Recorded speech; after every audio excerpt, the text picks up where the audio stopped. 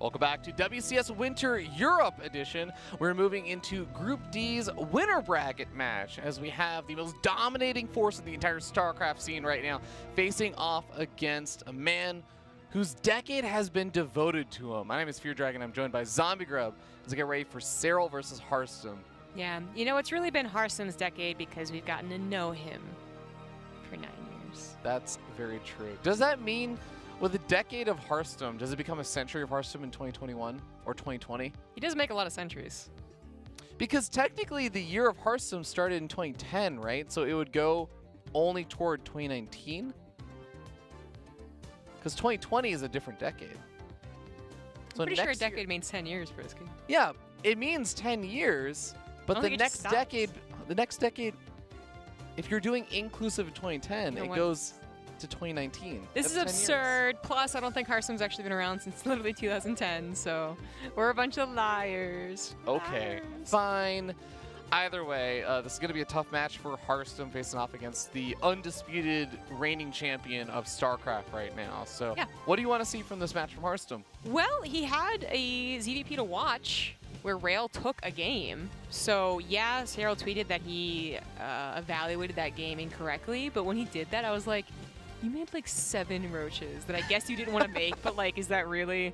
That's what threw you up? Like, that's what cost you the game? Like, well, he made the 7 roaches, and then they did absolutely nothing also. They, like, he lost them. I know. Off a century. To be clear, I'm not saying that he's wrong for evaluating his own game. Clearly, he's right. I'm just like, that messes you up enough to lose a game? Like, what is high-level StarCraft?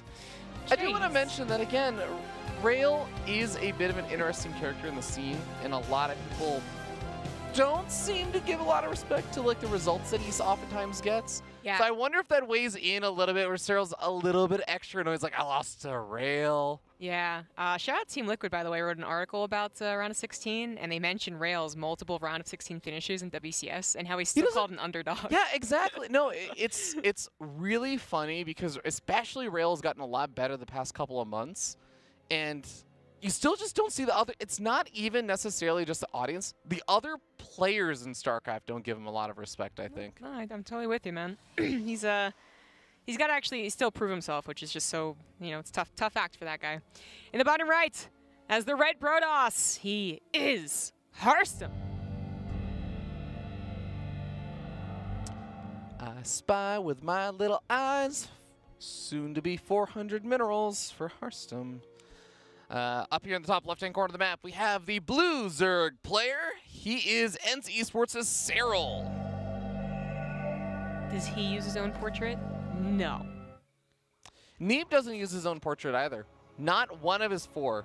For some reason, Neeb does not like his portrait, even though he has amazing portraits. Yeah, the one with his like a side profile and his hand up or whatever, like that's the sickest one. Oh, that's a cool one too. I like the one where his entire face is super dark. You know what it reminds me of? It reminds me of that meme where you have the different levels of like brain function. Oh, the brains, yeah. And then the last one is like the perfect image for Neeb. Yeah. That's the one I used to use on my Cannon Rush account. I think all of his are sick. Like, all the artwork is pretty sick. Nicholas Joshua, great artist. Actually did the Harstem one as well that we're seeing there. Yeah, and we get to use our own portraits too. Yeah, but I use Maynard's because I want to ruin his reputation as a Cannon Rusher. I just Cannon Rush with his portrait. Hope that people gradually associate Cannon Rushing with Maynard. Are you trying to, like, condition people? Yeah. Hate me. Wow, that's... And you guys think that Fear Dragon's a nice guy. Like... No, people know me better these days. Yeah. By the way, though, it is, again, I mentioned this before, a Nexus first from Harstem. He's also going to go for the Fast Zealot, just because you've got to be a little bit cautious on this map. If you're going to go for something like a Nexus first in the wide open area, you got to cover. Harstem did Probe Scout, so everything was normal. He saw a macro Serral in the last PVZ that happened, and that's what you are pretty much expecting. The nice thing about facing Serral is that you can, like, basically, let's throw out a number, 85, 90% of the time, expect him to be the one, you know, reacting to you, as Zerg players are well known for. But some Zerg players are willing to be more aggressive. But he saw, like, late game macro from Serral. Overlord Speed coming out, and this is something I would have expected to see, and we did see versus Rail. But going for it versus Harstem, I guess Harstem is one of those players that I always enjoy watching because he oftentimes does have his own little twists on how he does things. So maybe Serral's thinking a bit about that, but maybe this is just how Serral feels he wants to play ZvP these days. He feels like as long as he has all the information he needs, he's looking good. And actually, that might end up being for the best, as we do have a Dark Shrine coming down with the Twilight Council and Robo. So it's going to be the 4 DT drop. Yeah. Not the High Templars, but rather the Dark Templars. They're not going to be able to be used by themselves for any type of trickery because, well, they're going to be scouted. But that doesn't mean your build's bad. You just have to really focus on the Archons and do damage with them. Yep. Lair Tech immediately starts up there for Serral. And as long as he starts up an Overseer before the DTs make their way in, then he should be good. One of the funny things, though, that I always like watching about professional level StarCraft is when you have one of these kind of moves that can be very directly hard countered happen, like a Dark Shrine, and you say, oh, I just need an Overseer. Sometimes it's like you say, well, I scouted it out, so they're probably just going to immediately morph the Archons. Can I just get away without making the Overseer right now? Can I get away without making any Spore Crawlers? I don't think that's going to happen, but I always love when players try to cut those corners. Yeah.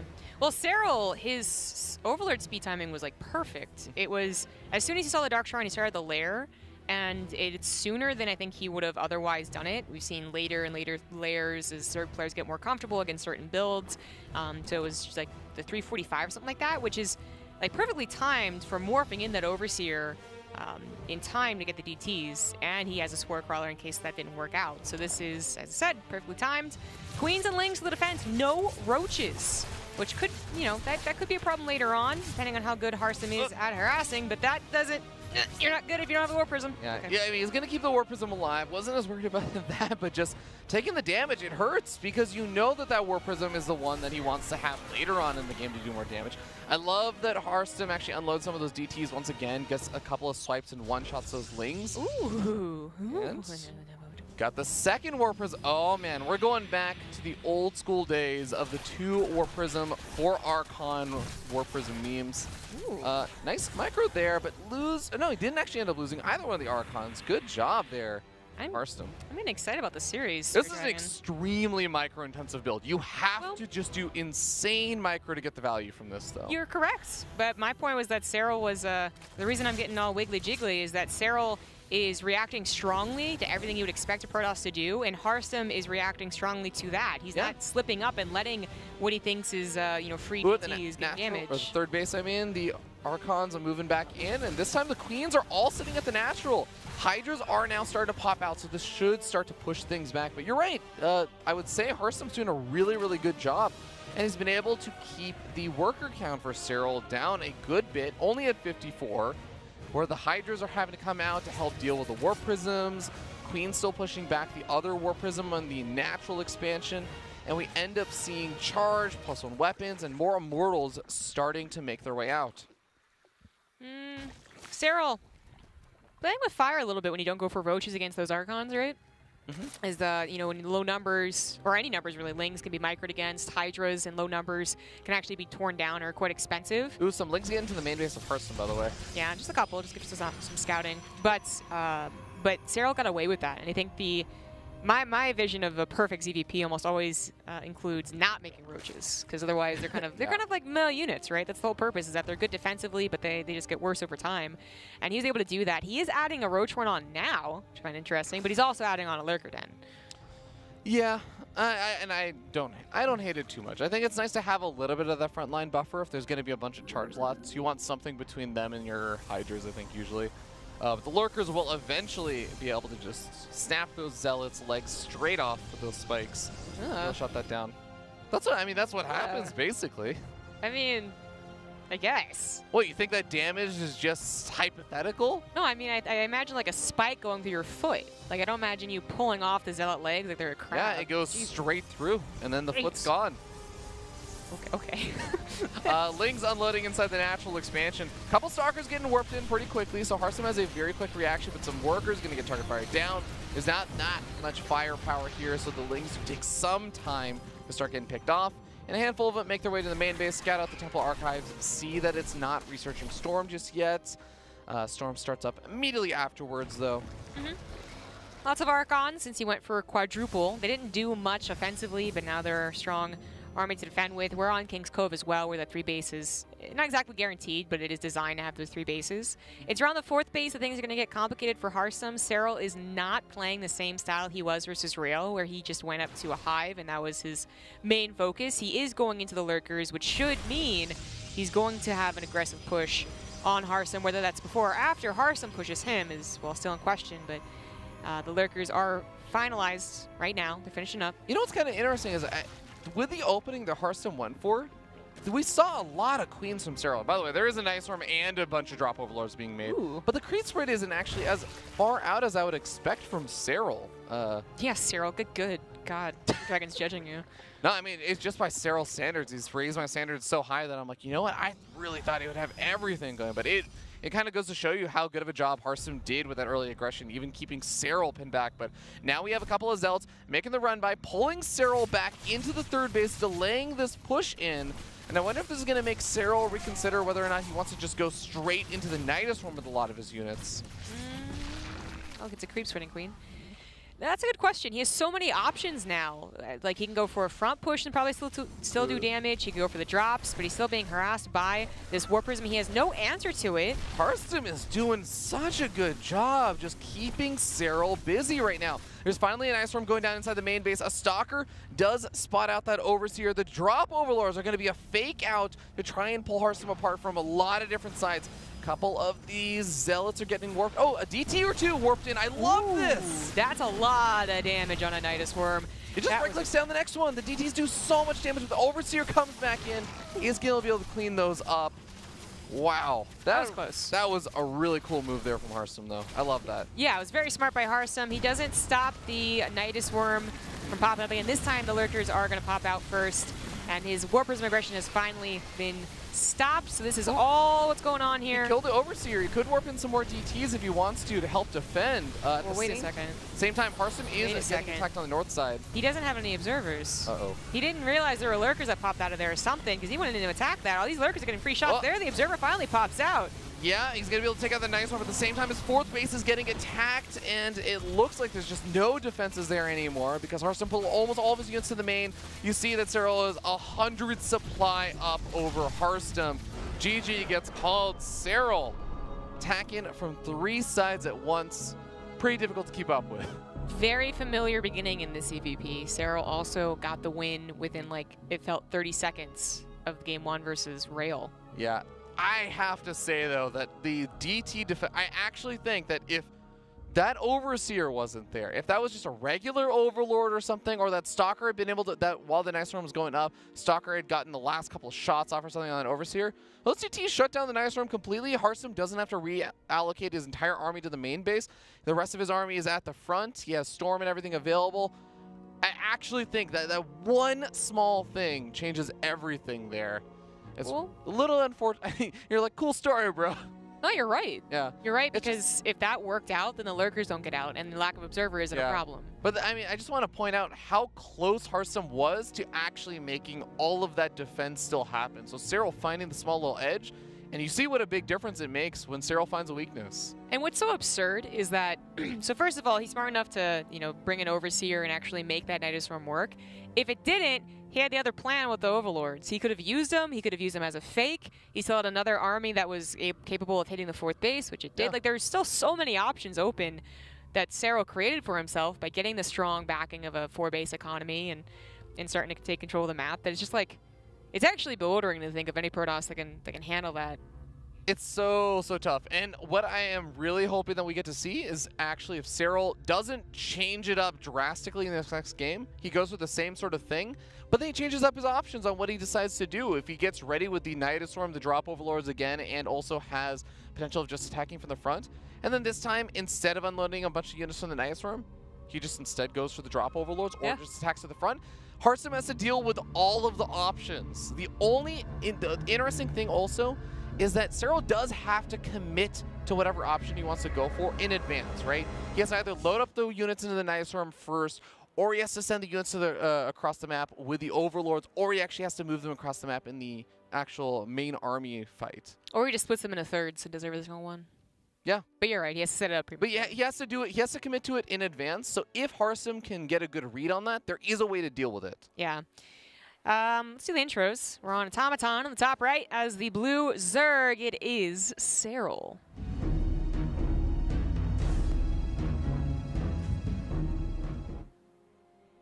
And down in the bottom left-hand corner of the map, we have the red Protoss player. He is Team Asterion's Harstem.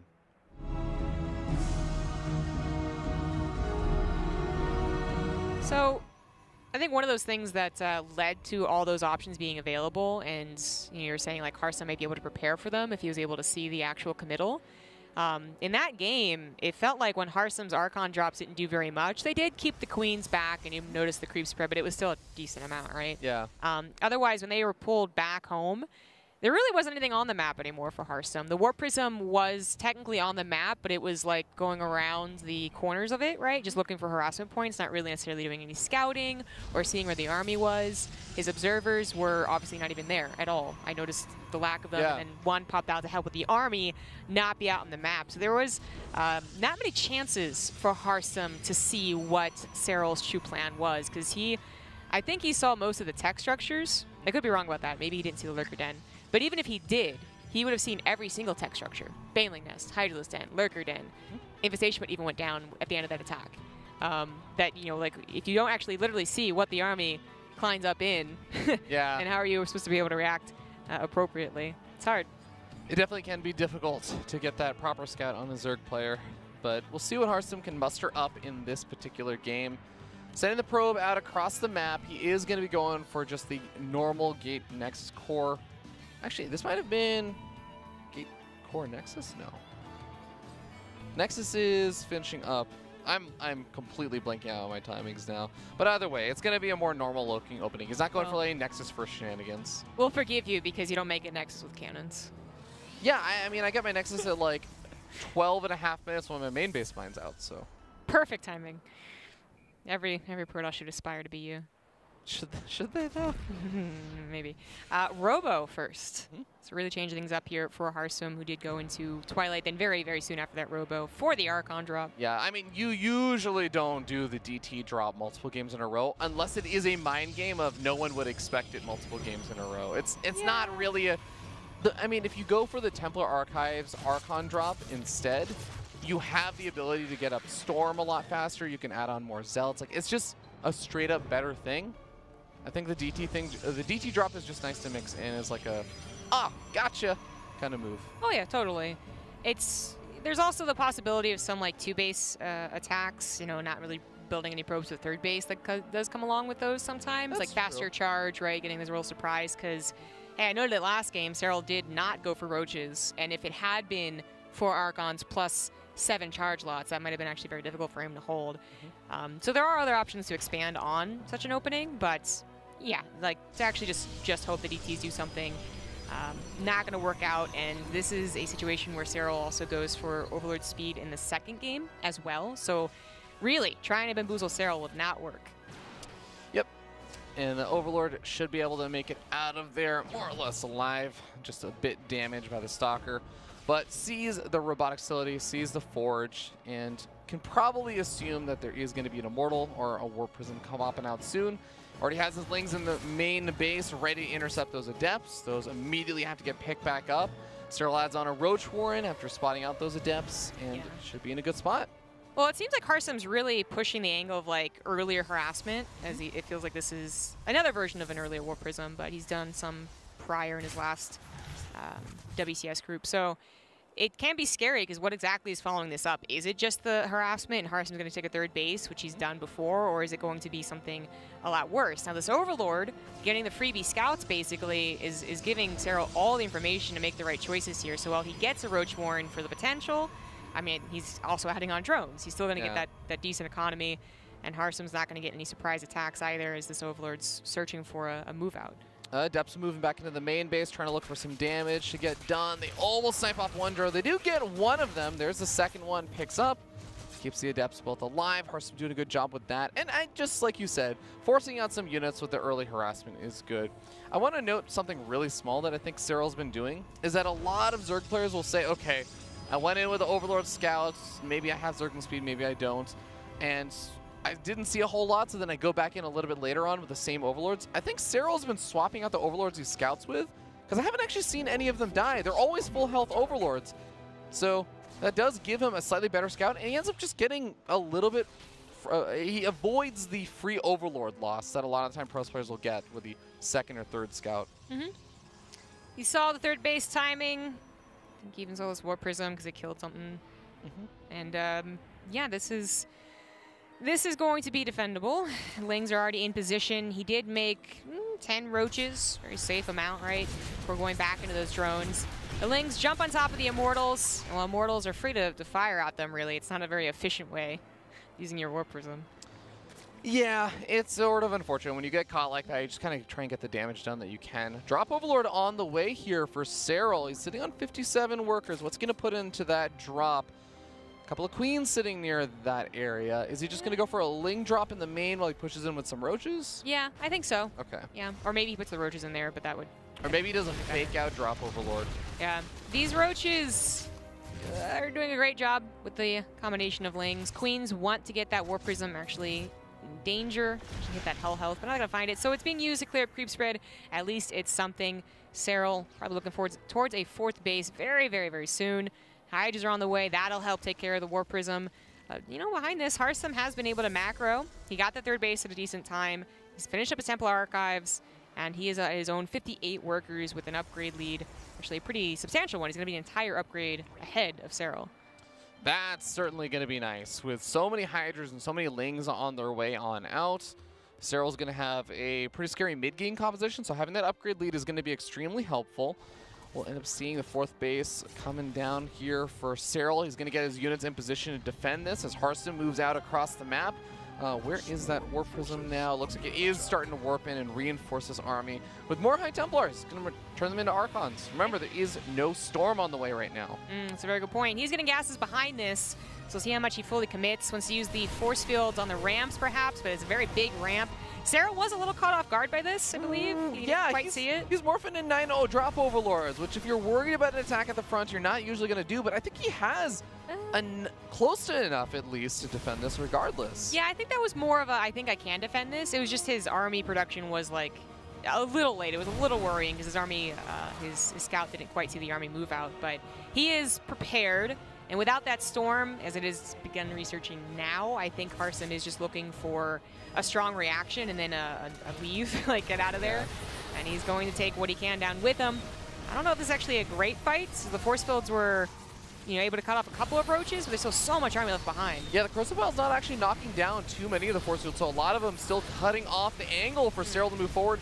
Harstem starting to lose most of his zealots, but he warps in a few more, pulls them to the front. He still has his expensive units alive. The drop overlords are a fake out here. And Harstem, I think maybe Serral was hoping that he would recall or back up or something, but none of that is happening. But it ends up going in his favor regardless. As I said at the beginning of that fight, I was kind of surprised that Harstem ended up taking it. This goes a lot of his important units. Okay, starting to pick up the Immortals now. Dodges a Curse of Bile with the Immortals, but still takes the damage on the Warp Prism. And now these Immortals going to have a hard time escaping. Two can be picked up at a time. With some good micro, you can still get out of here with all three. But like you said, a lot of really important units there dying for Harstem. He's going to be relying on the Storms now, maybe, if there is a continued follow-up here from Serral. That's what he's depending on, yes. He's just got to hold on here while he rebuilds the Immortal count and Charge Lock count. And a second upgrade's not going to help you that much, as Storms is for sure. Serral has the option of the Overlords, but he really is just using them to fake Harstem out. And is it successful? This Stalker doesn't see the army to the right side. A lot of the army is actually situated in the main base for Harstem right now, so I'd say it was pretty successful. 3 Immortals and everything else there. Storms do come down, but these Roaches can tank 1 or 2 Storms. All of these High Templars have been pushed back or killed so far. Warp Prism does not actually get Corrosive Bile down, but these Immortals are just not enough almost on their own. Yeah, they're not. They're if they had more Storms so that they're one-shotting all of these Roaches, then sure, he's gonna hold, but Serral's on 4 bases behind this. GG, Serral takes the 2-0. Despite bleeding a little bit to Rail, he does end up top in his group. Yeah, Harstem, I really did feel like played well and was doing a lot of things right that game. But Serral is just Serral. He's so good that he just keeps finding ways to defend against all the pressure that Harstem's throwing at him. At worst case, it's like an even-ish situation, and then he finds one opportunity to just exploit of Harstem or Rails or whoever's defense, and then just he wins the game off of those. Yeah, you know, not getting shocked by the attack timing of Harstem, not really at all. He was rather confident in that defense. That's why he was able to build the Overlords, because I'm pretty sure he started that after he saw the army, not before. So he just knew he was going to take care of it. Like, think about that. That is a big gas investment. It's not just one drop. He morphed in 9 or so drop Overlords, and he still had enough to easily push that army back. Yeah. And Harstem, I mean, he was a bit committed with that. You know, he delayed his gases, he delayed his storm. He wanted that to work. Maybe felt the necessity to stay there, or maybe he thought his force fields really were that good. But yeah, the numbers quickly turned on him, and he knew from then on it was going to be a hard game. Well, a bit unfortunate there for Harstem, but he's not knocked out of WCS Winter just yet. He's still got one more match he's going to have to play, and that is going to be against Rail in the decider match to see who is the second player to move out of the group. Serral, of course, advancing on to the round robin. Big surprise. But that Protoss versus Protoss is going to be a doozy. Any predictions, Zombie Grub? I think I want Harstem to take it. Go Harstem. All right. We'll see you guys there.